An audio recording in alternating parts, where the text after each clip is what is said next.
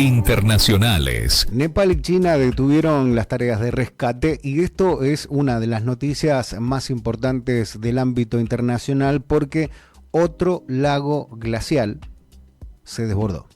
Aún quedan más de 1.000 personas por localizar aún, pero los equipos de emergencia han quedado en pausa y esto es ante el riesgo de que más de 2 millones de metros cúbicos de agua desaten una nueva avalancha desde miles de metros de altura, lo que hace que sea muy peligroso para los rescatistas, pero también para las zonas linderas. Esto pasa en ambos países, tanto Nepal como China. Han paralizado al día de hoy y en estos momentos las operaciones de búsqueda y rescate en la zona afectada por la catástrofe del miércoles 26 de agosto que destruyó el paso fronterizo de Gideon en el suroeste del Tíbet, después de que un lago de montaña formado por los escombros de este desastre comenzara a desbordarse y pusiera por supuesto en riesgo directo la vida de los equipos de emergencia que han sido desplegados en el terreno. Las autoridades del condado tibetano de Gideon ordenaron la suspensión temporal, por supuesto, de las tareas tras detectar que este embalse natural acumulaba más de 2 millones de metros cúbicos de agua y ya representaba desbordamientos. La acumulación, ubicada a unos 2.950 metros de altura y a más de 10 kilómetros del paso fronterizo donde se produjo el alud, se encuentra cerca de 1.000 metros por encima de la zona donde están realizando los rescates, lo que eleva por supuesto la amenaza de una descarga repentina capaz de desencadenar nuevas crecidas o corrimientos, principalmente de lodo, sobre las comunidades que yacen debajo de este complejo. La televisión estatal, el canal CCTV, informó que los equipos de emergencia se concentraron en las inmediaciones de la localidad de Laohyong, a unos 7 kilómetros del paso Gideon, a la espera de nuevas instrucciones. El lago, por supuesto, fue el resultado del bloqueo de un cauce por la acumulación de lodo y rocas que la riada dejó en su paso, y su formación ya había provocado el jueves evacuaciones preventivas en poblados cercanos. En el lado nepalí, las autoridades detuvieron las labores de rescate en el valle del río Trishuli después de que el mismo embalse comenzara a desbordarse. La interrupción coordinada entre los dos países refleja, por supuesto, la magnitud de la amenaza que el lago represado representa para los operativos terrestres que hasta ese momento trabajaban contrarreloj en busca de centenares de desaparecidos. Nacionales. Bueno, se vienen los nuevos créditos hipotecarios y hay gente que ya empieza a preguntar por los alcances. Principalmente, ¿cuánto hay que ganar para poder acceder? ¿Y cuál es la cuota inicial para un préstamo de aproximadamente $8.000, que es el valor de una casa promedio en el AMBA, casa, departamento en el AMBA, y en algunos lugares céntricos de las capitales provinciales? Este nuevo esquema oficial que presenta el gobierno busca, por supuesto, ampliar el financiamiento para la vivienda única, unifamiliar y primera. ¿Cuáles son las condiciones, las tasas y los plazos? Bueno, presta atención. El gobierno ya puso en marcha este nuevo esquema para reactivar el crédito. ¿Qué dijo el Ministerio de Economía? Bueno, tomó como referencia un crédito hipotecario equivalente a $80.000. A partir de esa base se calculó que el ingreso neto que debería acreditar el solicitante da un resultado, según la relación entre cuota e ingreso que utiliza el propio organismo, es de 3.460.000 pesos aproximadamente mensuales. Este debería ser el ingreso para un préstamo de $80.000. Esa relación cuota-ingreso es del 25% del ingreso. Es decir, que el pago mensual del crédito no puede superar la cuarta parte de lo que percibe el grupo familiar. El ministro Luis Caputo llevó el dato a un ejemplo más concreto durante la presentación del programa. Una pareja cuyos dos integrantes ganen cada uno 1.7 millones de pesos de bolsillo podría calificar para un préstamo de este monto. A ver, valor de la propiedad, $106.667. Monto de crédito hipotecario, el 25% de ese valor en pesos serían 120.920.000 pesos. Una tasa UVA más 7% con un plazo a 25 años para recuperar el banco ese monto o para vos pagarlo. La cuota inicial en pesos sería 865.098 pesos. El ingreso neto requerido del grupo familiar, la cuota ingreso del 25%, debería ser aproximadamente 3.460.000 pesos para poder acceder. 3.460.391 para ser exactos.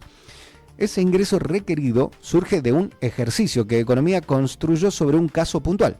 La cartera que conduce Luis Toto Caputo tomó una propiedad valuada en $106.667 y calculó cuánto podría financiarse sobre ese valor y bajo qué condiciones. ¿Qué te estamos diciendo? Que de este crédito de 80.000 pesos vos deberías tener ahorrado $36.000 para poder comprarlo. ¿Qué me decían cuando yo planteaba esto? Que con $36.000 en el interior nacional tenés, si has tenido esa capacidad de ahorro, porque solo te financian el 75%, probablemente ni necesites el crédito hipotecario, que sea principalmente para hacerlo más liviano. Pero para hacerlo más liviano deberías tener un poco más de seguridad, por tanto, en algunos casos elegirían no hacerlo por estas vías y hacerlo al estilo Adorni, como dicen algunos, ¿no? Con una hipoteca privada sobre el valor de la propiedad en dólares y hacer pagos mensuales en dólares y acordarlo con la inmobiliaria o con el propietario de este inmueble que tendrías ganas de comprar.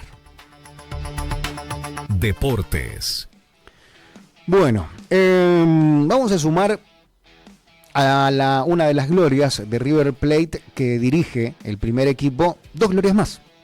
Una es el Pichi Escudero, que quizás muchos de los más jóvenes no lo hayan visto jugar, un 8 de características rústicas, pero sí han escuchado seguramente de Barovero, el gran arquero de River Plate, que no pudo terminar su carrera en River Plate por cuestiones políticas. Barovero y Escudero son el cuerpo técnico de Leonardo Poncio en River, que es la primera figura o estrella de River Plate que hoy se encarga de hacer las veces de director técnico interino. Esto, por supuesto, tras la salida de Eduardo Chacho Coudet, el ex capitán asumió como interino del Millonario y hoy hay práctica matutina en River Camp. Recuerden que ayer fue al lado del container, hoy es en el River Camp con todos los ayudantes ya confirmados. Esto es a 2 días de la visita a Banfield, que podrá formalmente al nuevo cuerpo técnico demostrar su sapiencia, o por lo menos su intención de mejorar la actualidad, ya que han sido confirmados hasta fin de año, salvo que los resultados no acompañen. Leonardo Poncio dirigirá la práctica matutina hoy en River Camp tras haberse hecho cargo del plantel ayer por renuncia de el Chacho Coudet, ¿no? Di Carlo, en esa misma conferencia de prensa donde renunció el Chacho, dijo que Marcelo Escudero, quien ocupó el rol que hoy tiene León tras la salida de Marcelo Gallardo, será uno de los ayudantes de campo del cuerpo técnico que ya fue confirmado en su totalidad. El otro asistente será Cristian Manfredi, que cumplía esta misma función en la reserva y desde enero del año pasado. Su currículum de Manfredi incluye una experiencia como técnico de la séptima del Millonario en 2010, donde salió campeón y tuvo a su cargo a Sebastián El Gordo Driussi, y pasos como segundo entrenador de San Lorenzo, Instituto Guaraní y Palestino. El único sobreviviente entre quienes venían trabajando con los futbolistas es Marcelo Barovero, que conservará su puesto como entrenador de arqueros. Trapito comenzó a trabajar en el club en enero de este año junto a Gallardo y su estatus de referente permitió quedarse pese a que los ciclos del Muñeco y del Chacho ya han finalizado. Internacionales. Volvemos a Medio Oriente. Irán lanzó una advertencia ante el temor de las sanciones de Estados Unidos. Los países están obligados a no aplicarlas, dijeron. Washington busca, por supuesto, ahogar la economía de Teherán para que no pueda financiar sus proyectos militares y forzarlo a liberar la navegación en el estrecho de Hormuz, que mantiene en vilo al comercio petrolero. Dicho sea de paso, la navegación en el estrecho de Hormuz está garantizada por Omán y por Irán, siempre y cuando cumplan las condiciones de Irán y de Omán y no las de Estados Unidos. Y este es el conflicto real.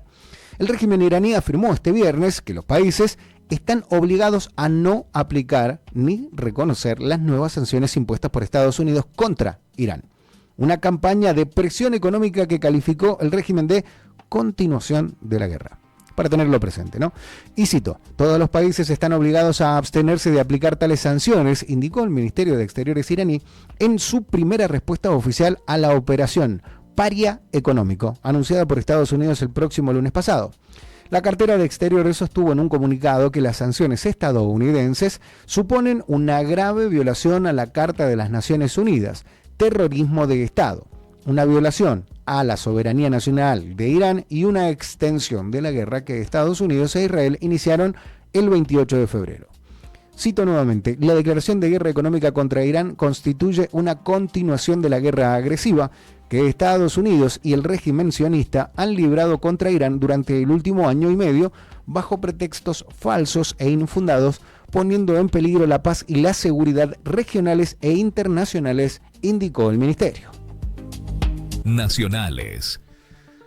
Bueno, polémica, peligro y también alerta. Crece la tensión en la provincia de Córdoba, tensión y presión política para que un legislador vinculado a una supuesta red de explotación sexual infantil deje su lugar en la banca. La senadora Alejandra Vigo es la esposa del ex gobernador de Córdoba, Juan Schiaretti, reclamó la renuncia de Ernesto Flores tras la detención de uno de sus asesores en una investigación que ya acumula 15 imputados. Este escándalo político en la vecina provincia de Córdoba por la investigación de una red de explotación sexual infantil contra niñas de 13 y 14 años en Villa María de Río Seco alcanzó esta semana al corazón del oficialismo provincial. La senadora Alejandra Vigo pidió públicamente que el legislador Ernesto Ramón Flores renuncie a su banca en la unicameral. La causa, que investiga una red de grooming, abuso sexual con acceso carnal y prostitución infantil contra al menos 4 menores de edad de esa localidad del norte cordobés. Esto estalló a principios de agosto cuando se detectó que el asesor legislativo José Aníbal Ricardo Villarreal, contratado en la nómina vinculada al legislador Flores, era uno de los imputados. Desde entonces, la investigación no hizo más que escalar. Hasta el momento, la fiscal Analía Cepede confirmó 14 detenidos, con uno aún prófugo, y no descartó nuevas detenciones ni tampoco, lamentablemente, más víctimas. Vigo, esposa del ex gobernador Juan Schiaretti y figura de peso en el PJ provincial, fue contundente en declaraciones a Cadena 3. Hoy el legislador, por lo pronto, tendría que renunciar porque le toca directamente a él, porque ha sido parte de su staff. La senadora aclaró que habló a título personal, no como el bloque justicialista. Pero además reclamó revisar los mecanismos de contratación de asesores en el Poder Legislativo. Cito, es la política la que tiene que dar ese paso, sostuvo en la misma línea y planteó la necesidad de revisar, cito, cuáles son los requisitos para que uno pueda incorporar un asesor. Para la dirigente, el debate adquiere especial relevancia porque la legislatura constituye la caja de resonancia de la política y tiene entre sus funciones por lo menos la elaboración de leyes. La postura de Vigo no es la única voz crítica dentro del oficialismo. El miércoles, la unicameral, una sola cámara, aprobó por 34 votos contra 31 la licencia de 6 meses sin goce de sueldo pedida por Flores, el legislador que había contratado a Villarreal, el imputado por esta red de trata de menores. Esto fue con el apoyo de la aliada Karina Bruno. Pero esa resolución dejó un sabor amargo en sectores propios del peronismo. Recuerden, se aprobó por 34 a 31, solo por 3 votos. A ver, en el entorno del gobernador Martín Yarlora conviven quienes consideran que el asunto es estrictamente judicial y quienes entienden que Flores debería renunciar por la condena social, aunque no tenga causa penal abierta. Las versiones internas, no obstante, recogidas por La Voz del Interior, otro medio de comunicación de Córdoba, sugieren que el legislador podría presentar su renuncia en los próximos días. El bloque oficialista acompañó el pedido de licencia, pero rechazó la exclusión. Ha solicitado una licencia sin goce de sueldo por causas que son de público conocimiento. Como bloque, vamos a votar a favor, señaló el legislador Luis Leonardo Limea a Cadena 3 antes de que se diera esta votación. Deportes. Bueno, lo veníamos diciendo ayer y se cristalizó, ya casi es un hecho, prácticamente faltan detalles. Hay un bombazo en la Premier League, un bombazo de 141 millones de euros. Enzo Fernández ya prácticamente es el refuerzo del Manchester City. El mediocampista de la selección argentina, expulsado en su último partido con la albiceleste, deja a los Blues y se marcha a los Citizens en una operación de aproximadamente 141 millones de euros. La novela de Enzo está cerca de llegar al final porque las partes ya llegaron a un acuerdo y será refuerzo del Manchester City en una nueva transferencia mega millonaria.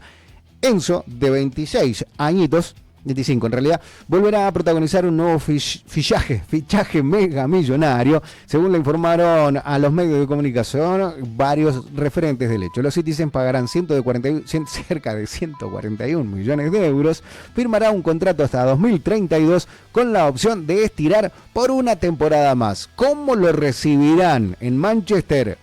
Bueno, lo veremos en los próximos capítulos de esta novela que parece llegar a su final.